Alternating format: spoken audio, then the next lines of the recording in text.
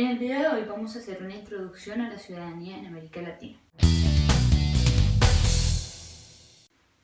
Ante todo, quiero hablar primero de la importancia de la historia y de cómo nos enseñan la historia. Yo no sé si ustedes se acuerdan cómo fueron sus clases, pero en lo personal, mis clases de historia eran aprenderse datos, aprenderse fechas que iban una detrás de la otra y que básicamente hacían todo el collage de memorias, de recuerdos o de historias, subhistorias que conformaban la historia. Pero con el tiempo uno se da cuenta que la historia no es así. Realmente la historia tiene otros procesos y es ante todo un proceso. Eso quiere decir que no sucede una idea o una circunstancia sin relación con otra. Y todo eso se los digo para hablarles de lo que habíamos visto la clase pasada. La clase pasada habíamos trabajado el concepto de nación en América Latina. Hoy queremos trabajar el concepto de ciudadanía, pero no son disímiles. De hecho, sucedieron más o menos de manera concomitante. Lo que pasa es que aun cuando la ciudadanía es también un concepto nuevo, un concepto inventado, tiene mucho mayor predominio la idea de la nación, porque lo que se buscaba era una representatividad dentro de esa nación que estaba surgiendo o dentro de esa idea de latinoamericanidad que estaba surgiendo. Lo segundo que quiero aclarar es que si bien los latinoamericanos tienen una fuerte influencia de los franceses, esos franceses a los que admiramos tanto en toda la concepción del Estado moderno, realmente no se aplica de la misma manera en América Latina. En América Latina tenemos otras maneras de implementar esa modernidad.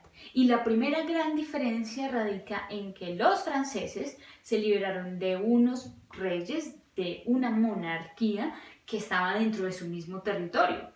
Es decir, el Palacio de Versalles estaba cerca de París, relativamente cerca de París. Hoy obviamente está mucho más cerca por las conexiones de tren, pero ante todo lo que se ve es un proceso endogámico.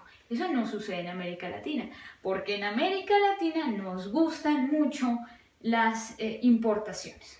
Entonces, cuando todo lo importamos, lo que estamos diciendo es que traemos esa idea de Francia, pero es traída, no está originariamente o no hay un proceso endogámico de la construcción de nación realmente en América Latina. Entonces, eso va a cambiar un poco el carácter de los ciudadanos, porque no son los mismos ciudadanos los que se emancipan de un rey que han visto, que conocen, del cual sienten las políticas de manera cercana y del cual básicamente están ligados casi que desde su surgimiento, que un rey que apareció hace 400 años, que es la historia de América Latina. No es lo mismo. Entonces, hay oposiciones externas, surge de manera externa. Y eso va a generar que justamente los ciudadanos tengan unas características muy disímiles de las que hoy tienen los franceses. Ahora, ¿cuáles son los adversarios principales que va a tener América Latina? América Latina, en su surgimiento, en el surgimiento de la nación en América Latina y de la conformación del ciudadano en América Latina, va a tener que enfrentarse a dos principales adversarios. El primero es Napoleón Bonaparte, porque si ustedes recuerdan, las primeras revoluciones o los primeros intentos de independencia que hay realmente no son independencia de España, sino independencia del rey que se ha impuesto en España y que ha impuesto Napoleón Bonaparte. Pero el segundo factor externo al que se enfrentan los latinoamericanos sí va a ser el de la península ibérica, el del territorio español que hoy conocemos y el de esa monarquía. Entonces son esos dos factores a los que los ciudadanos latinoamericanos se van a enfrentar. Pero, insisto, es una consecuencia de un proceso externo que se ha hecho sobre América Latina. No es una emancipación interna como tal. Otra característica importante del ciudadano en su surgimiento en América Latina es que no va a ser la característica prioritaria de llamado al pueblo. Habían otros elementos que sí llamaban mucho más al pueblo como tal. El término de soberanía, el término de representación y el que vimos la clase pasada, que es quizás el más importante, el término de nación. O sea, la nación va a ser el factor de cohesión. Pero aquí hay un asunto y es que la nación es una conformación, una idea a partir de una soberanía colectiva. Está basada en una soberanía colectiva. ¿Qué carajos es una soberanía colectiva? ¿Hay realmente una soberanía en una colectividad? ¿Qué colectividad puede ser soberana? Bueno, en América Latina la colectividad que va a tener soberanía es el pueblo, ¿cierto? Pero el pueblo está dividido o está conformado por una cantidad pequeñita de células, que en el caso colombiano son más o menos 48 millones de células, que van a ser los ciudadanos.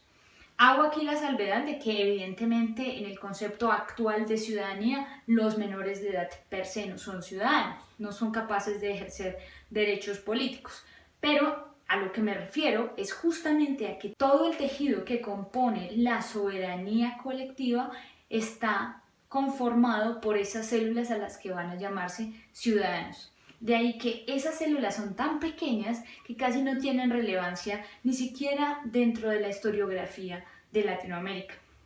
Pero es importante que reconozcamos dónde aparece el ciudadano en América Latina, y es ahí, en la conformación de esa soberanía colectiva.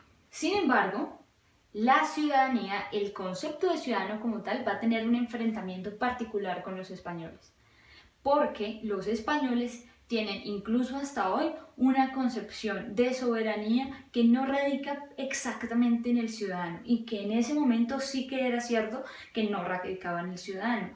Para ejercer soberanía, y por soberanía entiéndase representación política, que la gente tenga la capacidad de decidir quién y cómo lo gobierna, eso solamente sucedía con las comunidades. Pero eso no estaba pasando en América Latina. En América Latina había una reivindicación del individuo, es decir, de que el individuo era libre, autónomo, podía tomar sus propias decisiones y tenía tanto valor como otro individuo, ¿sí? Una paridad. Hago la salvedad también aquí porque no todo el mundo vale lo mismo en el siglo XIX. No, pero si es que en el siglo XXI tampoco todos somos iguales.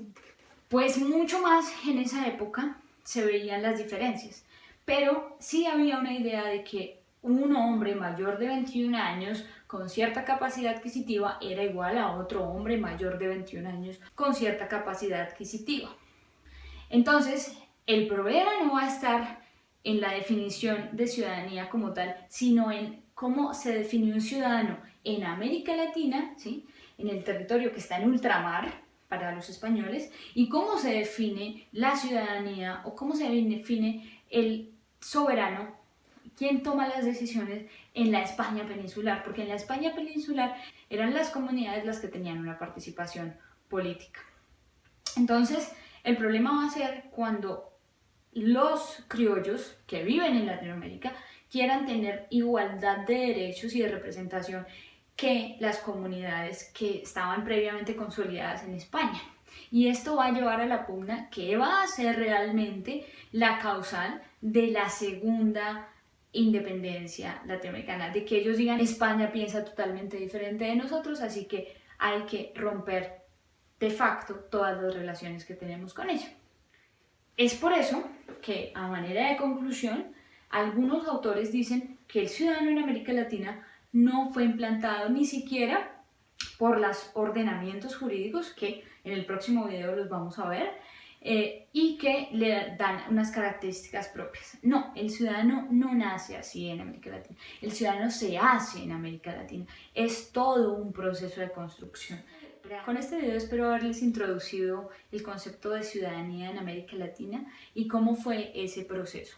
En el próximo video vamos a ver las características que la Constitución de Cádiz le va a dar a ese ciudadano, y lo más importante, vamos a ver la diferencia entre el ciudadano moderno y el ciudadano premoderno, que era el que habitaba en América Latina y en la España peninsular previo a la independencia de América Latina o de las naciones latinoamericanas.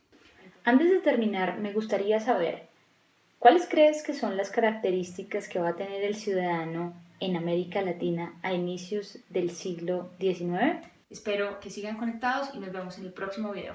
Chao.